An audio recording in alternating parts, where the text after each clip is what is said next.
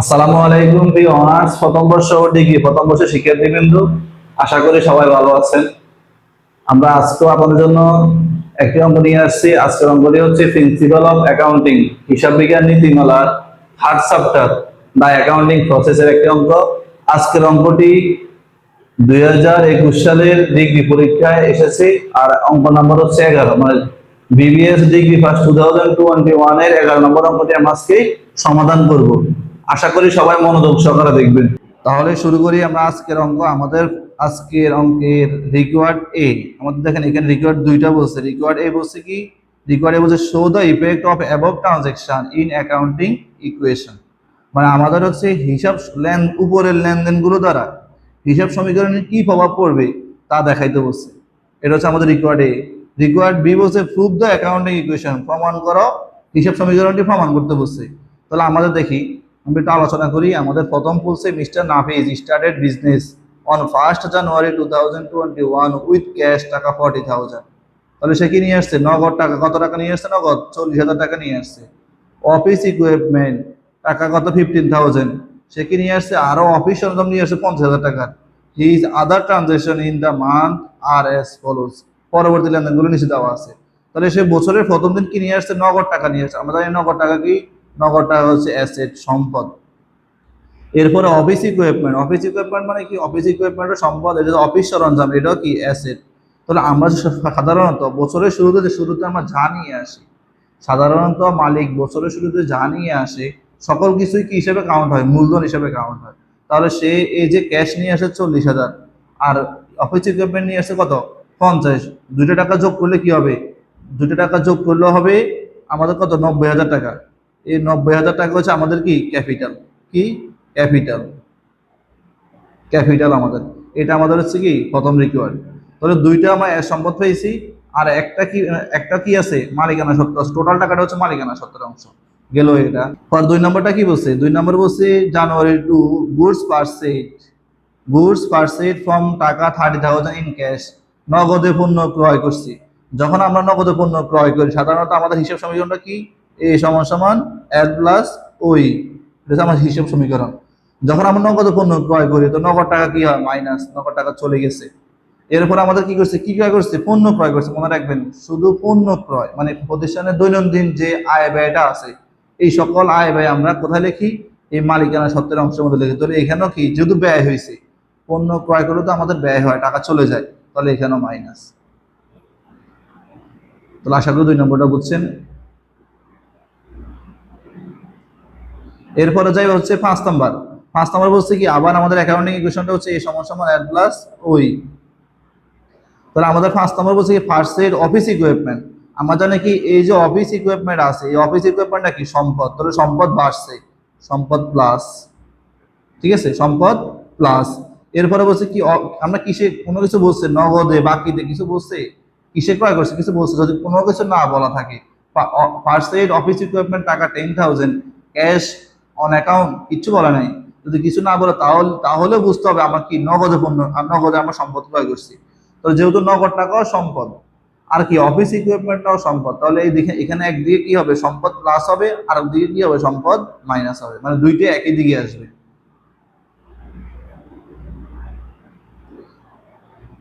এরপর হচ্ছে 9 তারিখ, বলছে গুডস সোল্ড ফর টাকা 55,000 ইন ক্যাশ। নগদে আমরা পণ্য কি করছি? বিক্রি করছি নগদে। তো নগদ টাকা আসছে আমার কাছে, তো নগদ টাকা প্লাস। তাহলে যেহেতু আমরা বিক্রি করছি, বিক্রি করলে আমাদের কি হয়? প্রতিষ্ঠানে লাভ হয়। তো লাভ হলে সাধারণত আমরা কি করি? লাভ হলে সাধারণত আমরা মালিকানা সত্ত্বের দিকে টাকা বাড়াই, তাহলে মূলধন বাড়ে আর কি, মানে মালিকানা সত্ত্বে বৃদ্ধি পায়। তাহলে হচ্ছে এখানেও প্লাস। আশা করি এটাও বুঝতে পারছেন। এরপরে হচ্ছে 14 তারিখ, গুডস পারচেজ অন অ্যাকাউন্ট। এই যে লেখা আছে অন অ্যাকাউন্ট, আমরা জানি অন অ্যাকাউন্ট মানে বাকি। ধারে ক্রয় করছেন, বাকিতে ক্রয় করছেন, টাকা কত? 20,000 টাকা। যেহেতু আমরা বাকিতে ক্রয় করছি, আমাদের তো নগদ টাকা চাই নাই, কিন্তু ক্রয় করলে টাকা আজ হোক কাল হোক টাকা দিতে হবে, এটা ব্যয় হিসাবে কাউন্ট হবে। তাহলে এখানে যেহেতু ব্যয় হিসাবে কাউন্ট হবে, এটা আমরা মাইনাস করে দিলাম মালিকানা সত্ত্বের অংশে। এরপরে যেহেতু আমরা বাকিতে ক্রয় করছি, তাহলে ক্রয় সম্পর্ক কার সাথে? সাধারণত ক্রয়ের সম্পর্ক হচ্ছে অ্যাকাউন্টস পেয়েবল, পাওনাদারের সাথে। তাহলে এটা হচ্ছে দায়, তাহলে দায় হবে প্লাস, মালিকানা সত্ত্ব হবে মাইনাস। এরপরে দেখেন পরে বলছে গুডস সোল্ড অন অ্যাকাউন্ট, আবার পণ্য বিক্রয় করছে। আগে ছিল পণ্য ক্রয় বাকিতে, এবারে বলছে পণ্য বিক্রয় বাকিতে। তাহলে পণ্য বিক্রয় করলে আমাদের আজও কালো টাকা তো প্রতিষ্ঠানে তো লাভ হবে। লাভ হলে কি হয়? সাধারণত লাভ হলে মালিকানা সত্ত্ব বৃদ্ধি পায়। এরপর বলছে অন অ্যাকাউন্ট, যেহেতু বাকিতে বিক্রয় করছি, বাকিতে বিক্রয় সম্পর্ক কার সাথে? ধারে বিক্রয় সম্পর্ক হচ্ছে দেনাদারের সাথে, মানে অ্যাকাউন্টস রিসিভেবলের সাথে। অ্যাকাউন্টস রিসিভেবল কি? চলতি সম্পদ, তাহলে সম্পদেও প্লাস। ঠিক আছে।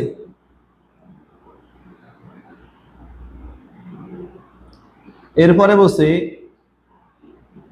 27 তারিখ, পে টু অ্যাকাউন্টস পেবল, আমরা পাওনাদারকে পরিশোধ করছি কত টাকা? 15,000 টাকা। তাহলে পাওনাদার মানে আমার থেকে টাকা টাকা পেতে হচ্ছে আরো বেশি, আমরা 15,000 টাকা তাকে দিয়েছি। কত টাকা হয়তো আমার দরকার নেই, আমরা টাকা তাকে দিয়েছি কত? 15,000। তাহলে এখানে 15,000 টাকা মাইনাস হবে পাওনাদারের ঘরে, অ্যাকাউন্টস পেবলের ঘরে। যেহেতু নগদ টাকা দিছি, তাহলে সম্পদ টাকা চলে গেছে, মানে একদিকে দায় কমছে, একদিকে সম্পদও কমছে। তাহলে এখানে সম্পদও মাইনাস হবে, দায়ের ঘরেও কি হবে? মাইনাস হবে। পরের এন্ট্রি কি বলছে? 30 তারিখ, cash receive from account receivable টাকা 18,000। ক্যাশ রিসিভ, নগদে গ্রহণ করছে, ফ্রম অ্যাকাউন্ট রিসিভেবল, কার কাছ থেকে? দেনাদারের কাছ থেকে। এই যে অ্যাকাউন্টস রিসিভেবল মানে এআরটা হচ্ছে দেনাদার। দেনাদার থেকে যখন আমরা টাকা পাই তখন নগদ টাকা পাই, কিন্তু নগদ টাকা বাড়ছে, নগদ টাকা বাড়ছে, সম্পদ বাড়ছে। আর আমরা জানি অ্যাকাউন্টস রিসিভেবল, এআরটাও কি? সম্পদ। তাহলে যেহেতু দেনাদার টাকা দিয়ে দিছে, তাহলে দেনাদার কি? দেনাদার হ্রাস পেয়েছে, নগদ টাকা বৃদ্ধি পেয়েছে, তো দেনাদারের দিকে অ্যাকাউন্ট রিসিভেবল হবে minus, accounts receivable minus, cash হবে কি? প্লাস।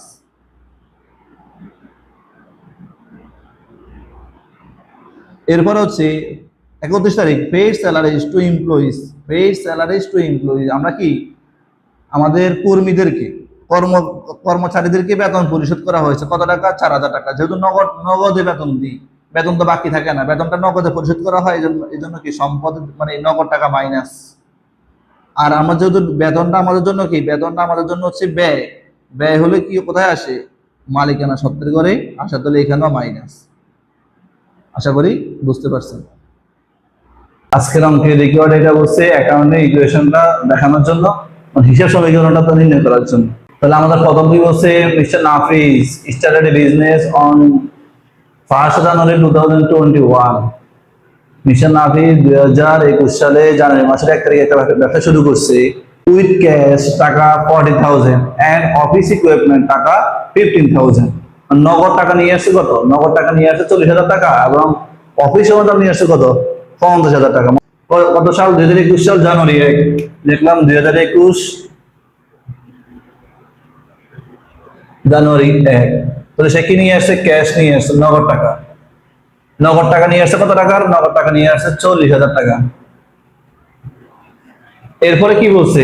ক্যাশের পরে সে কি নিয়ে আসছে? ক্যাশের পরে সে নিয়ে আসছে অফিস ইকুইপমেন্ট, মানে অফিস সরঞ্জাম নিয়ে আসছে। তাহলে আমরা যেহেতু আরেকটা সম্পদের নাম পেয়েছি একই তারিখের মধ্যে, তো টান দিই, দেখলাম হচ্ছে অফিস ইকুইপমেন্ট।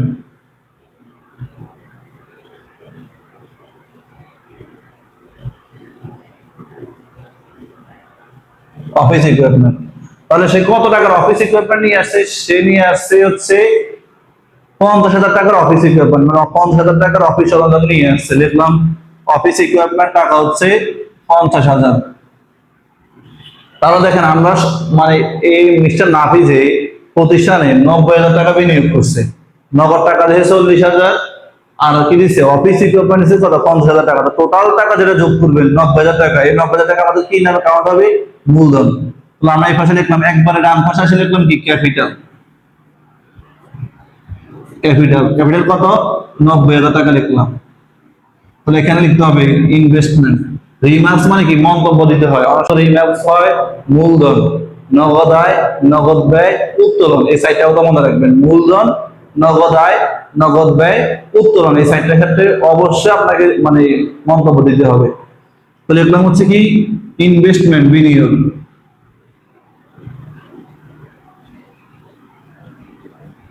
ইনভেস্টমেন্ট, বিনিয়োগ। তাহলে আমাদের কত তারিখের কাজ শেষ? আশা করি সবাই প্রথম তারিখটা বুঝতে পারছেন। পরে বলছে জানুয়ারি 2, গুড পারচেজ ফর টাকা 30,000 ইন ক্যাশ। নগদে পণ্য ক্রয় করছি কত টাকা? 30,000 টাকার পণ্য ক্রয় করছে। সাধারণত নগদে যদি পণ্য ক্রয় করি ক্রয় করলে আমার থেকে টাকা আসে না চলে যাবে, চিন্তা করতে হবে নিজেকে। ক্রয় যদি আমরা যদি পণ্য ক্রয় করি, আমার কাছে পণ্য আসে, নগদ টাকা চলে যায়। আর মনে রাখবেন ক্রয়টা হচ্ছে ব্যয়, যেহেতু ক্রয়টা ব্যয়, আমাদের তারিখ হচ্ছে জানুয়ারি 2, লিখলাম জানুয়ারি 2। ক্রয়টা যেহেতু ব্যয়, আমরা লিখলাম কি 30,000 টাকা মাইনাস। আমরা ওই সময় দেখাইছি কি আমাদের এই ক্যাপিটালের ঘরে কি কি আসবে, মানে ওনার সিকিউরিটি করে কি কি আসবে। আমাদের এখানে দুইটা অংশ, লায়াবিলিটিজ এবং ওনার সিকিউরিটি। আমরা ওনার সিকিউরিটি আর ভাগ করবো না, আমরা একসাথে সবগুলো লিখে দিব। আয় ব্যয় মূলধন উত্তোলন সবগুলো আমরা এখানে একই ঘরের মধ্যে ক্যাপিটাল নামে ওই ঘরের মধ্যে লিখে দিলে হয়ে যাবে, সমস্যা নেই। তাহলে যেহেতু আমরা বলছি আমাদের ক্রয়টা হচ্ছে ব্যয়, তাহলে আমাদের কি মূলধন কমে গেছে, মাইনাস হয়েছে। আর যেহেতু নগদ টাকা চলে গেছে, নগদে ক্রয় করছি, তাহলে আবার নগদ টাকা মাইনাস, এই যে ক্যাশ টাকা মাইনাস কত 30,000।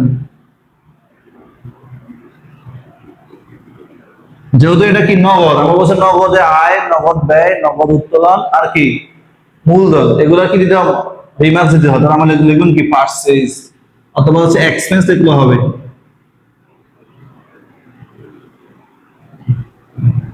এক্সপেন্স। আশা করি বুঝতে পারছেন। পরে বলছে 5 তারিখ পারচেজ অফিস ইকুইপমেন্ট ফর টাকা 10,000, মানে আমরা 10,000 টাকা দিয়ে অফিসিয়াল নতুন করে অফিসিয়াল ক্রয় করছি। তাহলে এখানে তো আমাদের অফিসিয়াল ঘর আছে, আর ঘর দিতে হবে না, শুধু ওই ঘরে টাকাগুলো বসাইলে হবে। ঠিক আছে কি বুঝছি? তাহলে আমরা কি করছি, অফিসিয়াল ক্রয় করছি কত টাকা, নগদে 10,000 টাকা, লিখলাম জানুয়ারি 5 10,000 টাকা যে অফিসিয়াল ক্রয় করলাম। তাহলে আমাদের কি বাড়ছে, সম্পদ বৃদ্ধি পেয়েছে। একদিকে সম্পদ বৃদ্ধি পেয়েছে, যেহেতু নগদ টাকা দিয়ে ক্রয় করছি, নগদ টাকা চলে গেছে, তো নগদ টাকা মাইনাস।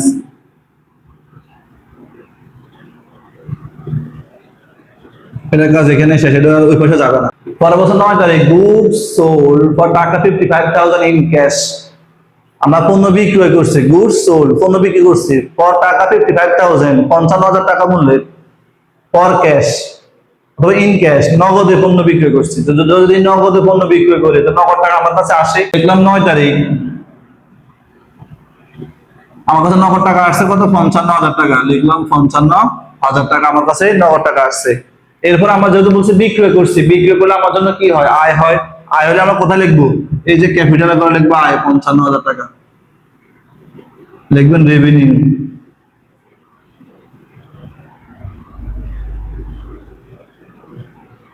পরে বলছে 14 তারিখ বলছে কি গুডস পারচেজ অন অ্যাকাউন্ট টাকা 20,000, অন অ্যাকাউন্ট মানে বাকি দিয়ে বা ধারে, ধারে পণ্য ক্রয় করছি কত টাকার, 20,000 টাকার পণ্য কি করছে, ধারে ক্রয় করছি। তাহলে আমাদের ক্রয় করলে কি হয়, ব্যয় হয়। তাহলে আমরা যেহেতু বলছি ব্যয় হলে কোথায়, মূলধনে করে কি হয় -20,000, লিখলাম -20,000। আর যেহেতু বলছি ক্রয় করছি কিসে, নগদ না বাকিতে, তো বাকি ক্রয় সম্পর্ক কার সাথে, অ্যাকাউন্টস পেয়েবল। যেহেতু আমাদের একটা নতুন একটা নাম আসছে, আমরা এখানে লিখে দেবো কি অ্যাকাউন্টস পেয়েবল, গ্যাপ থাক সমস্যা নেই, অ্যাকাউন্টস পেয়েবল। দায় বাড়ছে, দায় বাড়ছে, আমাদের কি হবে, দায়টা প্লাস হবে। তো লিখলাম হচ্ছে কি দায়টা প্লাস 20,000। তাহলে আমাদের কি হয়েছে, যেহেতু আমরা ধারে বাকিতে ক্রয় করছি, আমাদের ব্যয় প্রতিষ্ঠানে ব্যয় বাড়ছে, ব্যয় বাড়ছে। আমাদের মূলধন কি হয়, ব্যয়টা হলে মাইনাস হয়। এরপরে হচ্ছে কি, যেহেতু দায় বাড়ছে, দায় দিয়ে গিয়েছে প্লাস হয়ে গেছে।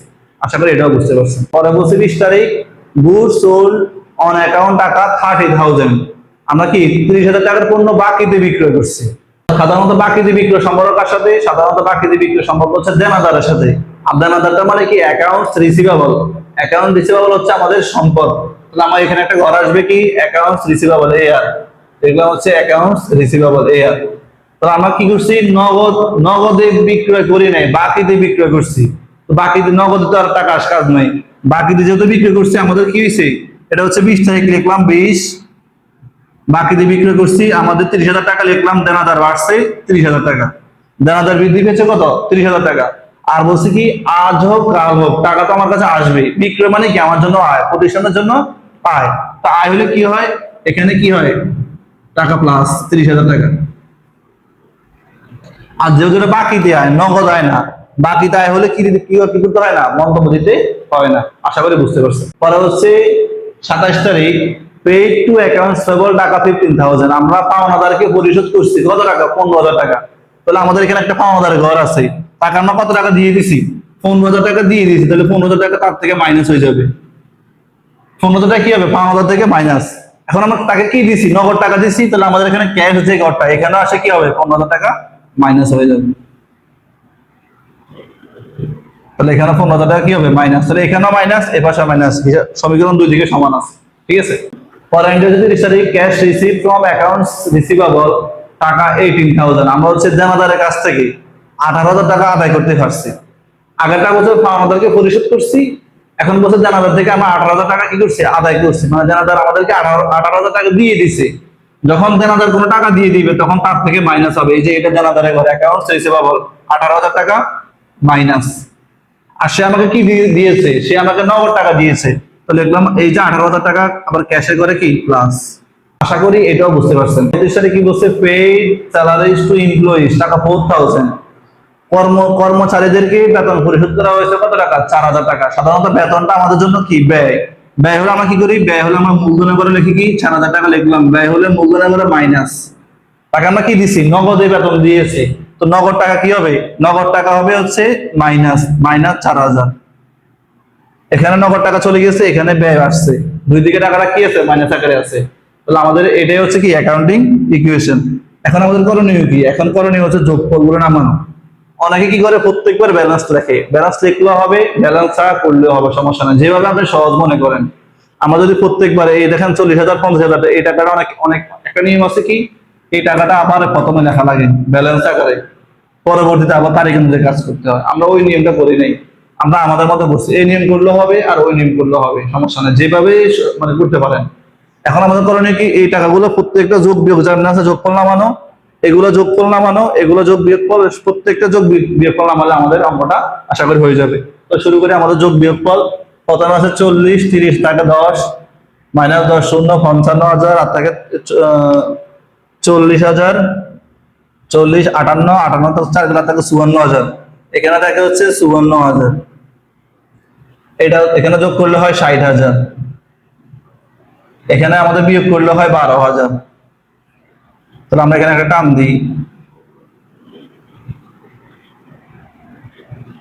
এখানে যদি আমরা যোগ করি আমাদের হয় কত, 1,14,000 1,26,000 1,26,000। এবার দেখি এই পাশটা আমাদের মিলে কিনা। এখানে বিয়োগ করলে আমাদের হয় কত হাজার, বিয়োগ করলে আমাদের 5,000, লিখলাম 5,000। এরপর আমাদের এখানে 90 30 থেকে 60, 60 থেকে 20 গেলে থাকে কত, 60 থেকে 40, 40 থেকে 60 গেলে থাকে কত, 36, 36 66, 66 আর 55 কত, 66 যোগ 55 হয় 1,21,000। এখানে হয় 1,21,000, আর এই দুটো টাকা যোগ করলে হয় 1,26,000। দেখেন আমাদের অ্যাকাউন্টিং ইকুয়েশন দুই দিকে সমান হয়েছে, ঠিক আছে। এটা হচ্ছে আমাদের রিকোয়ার্ড এ। তাহলে আমাদের রিকোয়ার্ড বি কি বলছে, রিকোয়ার্ড বি বলছে প্রুভ দ্য অ্যাকাউন্টিং ইকুয়েশন। আমরা যে হিসাব সমীকরণটা করছি, হিসাব সমীকরণটা প্রমাণ করতে হবে, এটা কি আসলে সঠিক হয়েছে না ভুল হয়েছে, এটা প্রমাণ করতে বলছে। সাধারণত আমাদের আগের অঙ্কে আমরা দেখছি আমাদের অঙ্কটা সঠিক হয়েছে, কারণ দুই দিকে 1,26,000 1,26,000 হয়েছে। তাহলে এখন একটু কাজ করতে হবে কি, আমরা আগের অঙ্ক থেকে রিকোয়ার্ড এ থেকে ওই যে মানগুলো পেয়েছি, আমরা ক্যাশ পেয়েছি 54,000, অফিস ইকুইপমেন্ট পেয়েছি 60,000, অ্যাকাউন্ট রিসিভেবল পেয়েছি কত 12,000, অ্যাকাউন্টস পেবল 5,000, ক্যাপিটাল 1,21,000। এগুলো সামঞ্জস্য করে আমাদের এখানে অ্যাকাউন্টিং ইকুয়েশনে মিলাতে হবে। তাহলে আমরা জানি কি আমাদের এপাশে কি আছে, অ্যাসেটস। অ্যাসেট কি আছে, অ্যাসেট আছে হচ্ছে ক্যাশ, দেখলাম ক্যাশ যোগ অফিস ইকুইপমেন্ট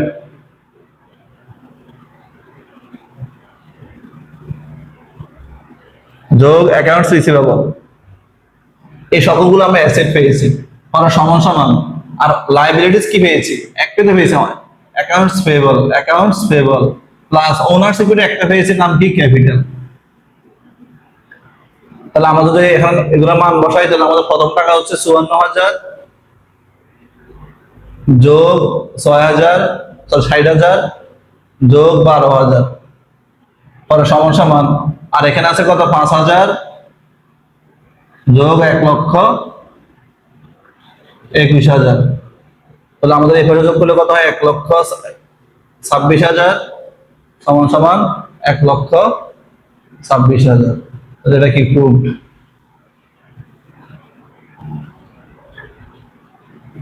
এটাই আমাদের কাজ, এটাই রিকোয়ার্ড বি। আশা করি সবাই বুঝতে পারছেন।